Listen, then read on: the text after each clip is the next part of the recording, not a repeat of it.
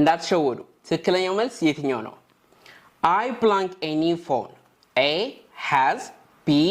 have C had and D having good so እዚህ ጋር ምን እንደሚያሳየን የሆነ ነገር ባለቤትነትን ለመሆን like ባለቤት እንደሆነ own እንደምናደርገው ለመናገር እየፈለገ ነው አይደለ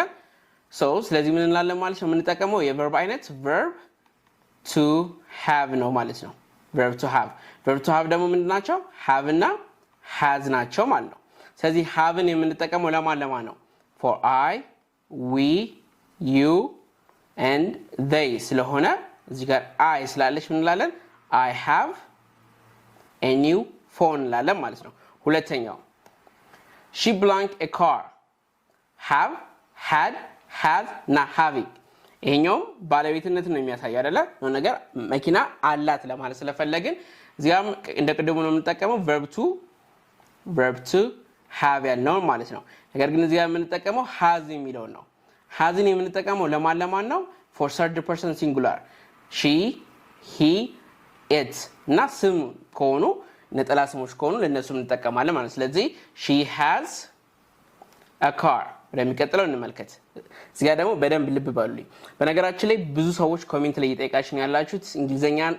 በኦንላይን መማር እንችላለን ነው እያላችሁ ነው yes of course እንግሊዘኛን በአካልም በኦንላይንም መማር ትችላላችሁ በየትኛው ሀገር ሆናችሁ ባዮ ላይ ባሉት ቁጥሮች ዋትስአፕ ላይ ወይ ቴሌግራም ላይ ልታናግሩን ትችላላችሁ ወይም ደግሞ እዚሁ ቲክቶክ ላይ ቀጥታ ዲኤም ብታረጉልን ምን እንስላችኋለን ማለት ነው here it is my brother blank a big house A have B has C having and D had my brother ስለዚህ my brother ወንድሜ ማ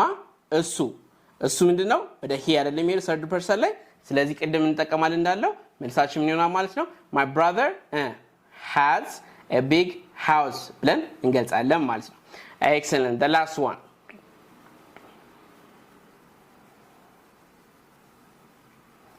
my sister and my brother blank many books my sister and my brother blank many books A has B have C having D had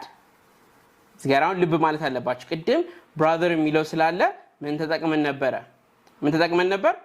he በሚለው ወስደ ነው hasን ተጠቅመን ነበር አሁን ነገር ግን my sister and my brother ነው የሚለው አይደለ so የዚህኛው ደግሞ ትክክለኛ መልስ ኮሜንት ሴክሽን ላይ እናንተ እንጽፉ ሊፈልጋለሁ ቀደም እንደነገርኳችሁ እንግሊዝኛ በአካልም በኦንላይን መማር ከፈለጋችሁ ባዮ ላይ ባሉ ቁጥሮች ደውሉልን and thank you for watching Bright English